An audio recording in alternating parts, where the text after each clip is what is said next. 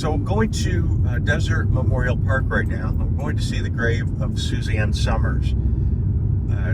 She's been buried there for a year now, but it was the anniversary of her death yesterday, and usually she was buried in the Jewish tradition, and a tombstone or a tablet or markers placed a year afterwards. Now, for a long time, it was posted that her grave was in the very back of the cemetery, and we went back there so many times to the spot, and in fact I even reached out to the guy who posted that, and he told me the whole history. Oh yeah, I was there, and it was a beautiful ceremony, and it was a Jewish ceremony, just family and friends. It was really intimate, and I'm getting all these details from him, and he's verifying that this is the picture, and he put the location. So, Troy and I went. I did a video.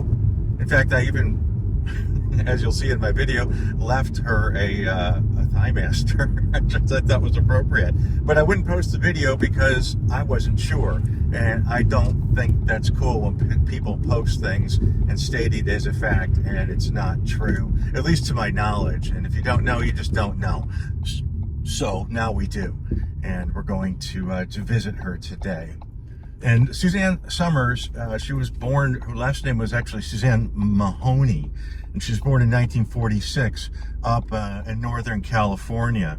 Her parents were pretty abusive, apparently. Her dad was like, I guess he was hard labor, he was lifting boxes, and they were both pretty heavy drinkers, and they say fairly abusive parents. And Suzanne wanted to get into acting. She did acting, she did plays in school. I guess in school she wrote a note to someone she admired, and I guess it had some sort of, I don't know, undertones of attraction, and the father saw that note and I guess beat the crap out of her, or tore her dress off and said, "She's nothing, you are nothing."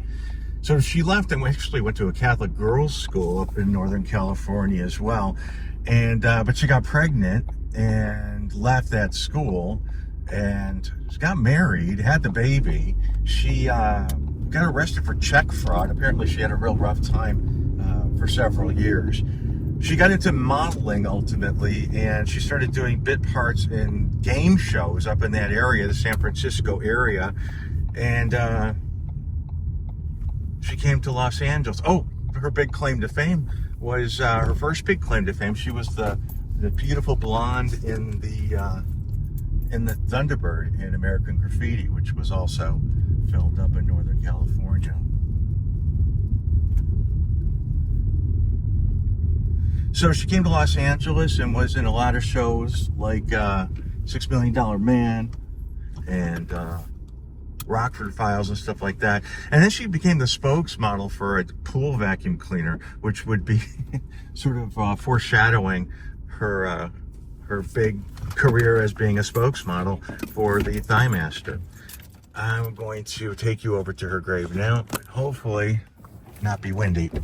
And of course it's windy.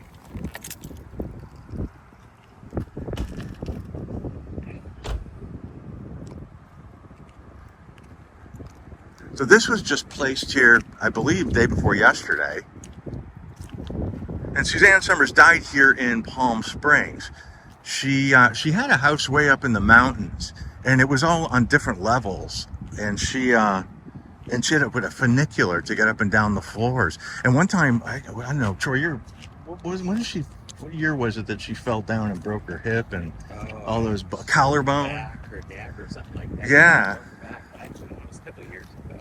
Yeah, that's crazy. Sad. And she also had cancer since she was in her 20s.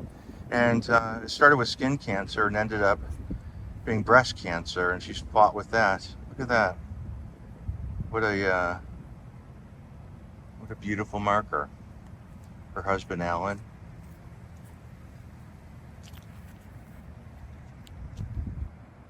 Do you mind taking that? The shadows are terrible. I'm just going to clean this off a little bit.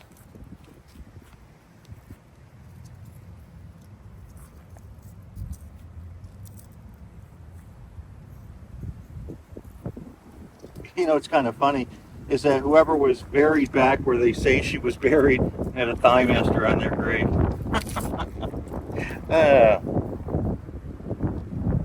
What a nice marker. That looks like her Vegas days. She had a show in Vegas. She lived in Vegas for several years, and was a headliner at the I think it was the MGM Grand for several years, and then she came to Los Angeles for the movies or for television. She was on like I mentioned before, Rockford Files and guest appearances on things. But her big break was Three's Company with Joyce DeWitt and John Ritter. And she was, jiggle television. It was really around the same time, Charlie's Angels kind of stuff. And with Pretty Girls and John Ritter, who had 2 female roommates and had to pretend like he was gay. Ha ha ha. Comedy gold. And then she quit the show because, well, actually, I think she was fired. She demanded more after a couple of years. She demanded the same salary as John Ritter. And they wouldn't give it to her because, I guess, Laverne and Shirley, both of their stars, fought with the network to get equal billing or higher pay, and they won. And the network said, we're not letting that happen again. And John Ritter was making $150,000, so they offered her a $5,000 raise, and she wouldn't do it. She showed up called in sick a couple of times. They finally just finished out her contract, put her in a couple of episodes, and they limited it to 60 like 1 minute appearances in the episodes. And they finally did a revolving door cast and eventually canceled the show. And after that, She's the Sheriff, and Suzanne Sommer's show that didn't last very long. She posed nude in Playboy a couple of times. Step by Step. Step by Step. There was one show called Step by Step. Who was in that? Who's the one with Patrick Duffy? It was not a drama. It was a comedy. Right. Okay. I think so. Yeah. I didn't watch it, but. And but then she moved to Palm Springs and started doing her own cosmetics and health food. She was very into holistic living, and she made a fortune doing that. She had infomercials. She was on QVC. She was selling her stuff. She was hawking it like crazy. And really interesting, a couple of years ago, she was broadcasting live on YouTube or Facebook or something. And remember, I told you she lived way up in the mountains. Somebody climbed up the mountains and climbed down the mountain behind her house and came on to her show while she was live. I mean, the guy could have killed her. And she was pretending like, oh, hi, nice to see you. Like she was supposed to know who he was. And then after a minute, it dawned on her, and she's like, you have to go. Then the other went on. Yeah. What? Is somebody here? Just the frog. I just heard a person. Really? Huh? Over here. Are you here? I'm here. Oh, come here. Hi. I'm sorry. I was slightly terrified over there for a second. Why were you I'm terrified? not even sure. There were goats following me, and Who are you? I'm Aaron Carpenter. I don't know. Have you heard of me? No. How did you okay. get here? How? A friend led me up this hill, and then I came down. Oh. And Okay, you shouldn't be here. Yeah. Yeah. This is our house. But anyway, you don't scare me. I've seen pictures of this Yeah. house before. Yeah, you shouldn't be here. Oh, I'm not a scary person whatsoever. I know, but I'm not used to people being on our property. I'm sorry, I didn't realize Okay. it was a property. Yeah, and we're doing a show right now. I apologize. Okay, all right. So can you go I home? do a show every All day, right. all day long. Do you know what to do? Go down the hill. Just keep walking down the hill. She was being very nice about the whole thing, but it could have very easily gone so very, very wrong. But she moved to a different part of Palm Springs, and she was like the mayoress of Palm Springs. She was a beloved local celebrity, and she was like the grand marshal of the Palm Springs Christmas parade and all those things. She's a very high-profile Palm Springs resident. And then she spoke out publicly about a politician that she liked, and then everyone in the world turned against her because you can't be different. And so by the time she ended, she was very successful. She wasn't doing the public stuff so much anymore.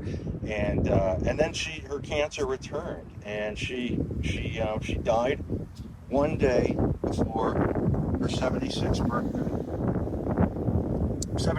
birthday. She was 76 when she died, 76 and 364 days old. The cause of death was breast cancer with metastasis to the brain. Biopsy was done to confirm but no autopsy was carried out on the late actress's remains. Also had hypertension and hydrocephalus. Now I'm going to read a couple. Oh, you know that guy who posted her grave being at a different section? I'm going to show you that video because why not?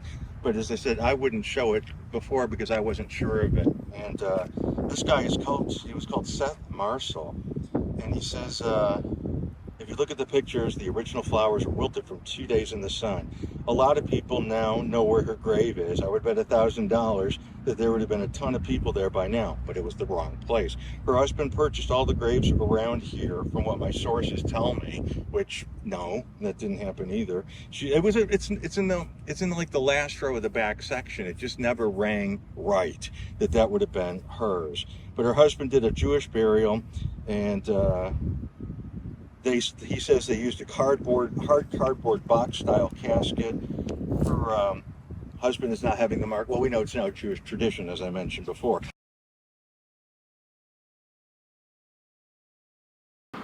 So, according to Find a Grave, this is the final resting space of Suzanne Somers, who died a day before her 77th birthday here in Palm Springs.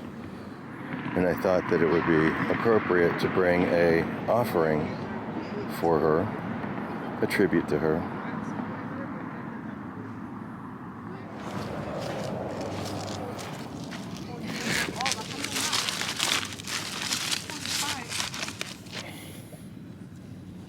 Made her a fortune. No, es 42, Daddy, porque aquí es 42. Ese es 42, no es? I'm reading some of the notes that I kept over the years, or about her death. It was confirmed by her publicist. Aggressive form of breast cancer for over 23 years.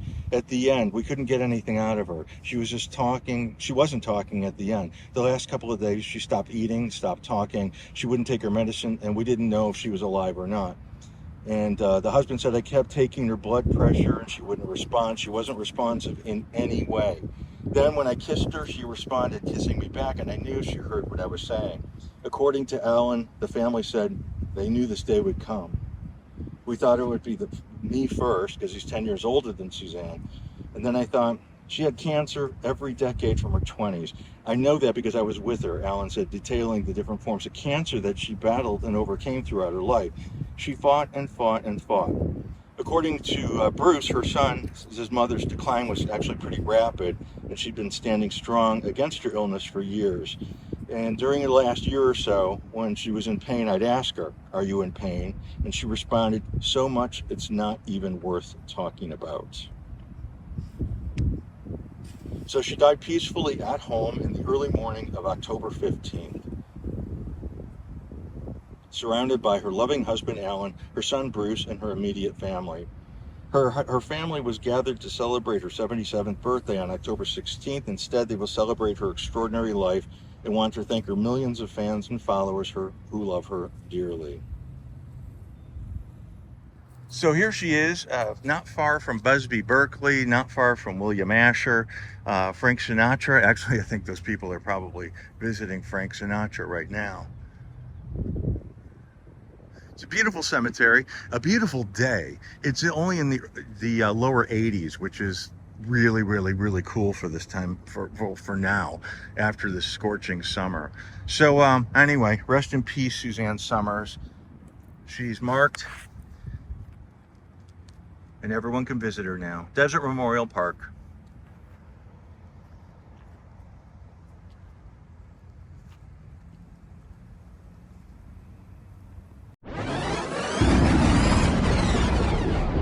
You heard me.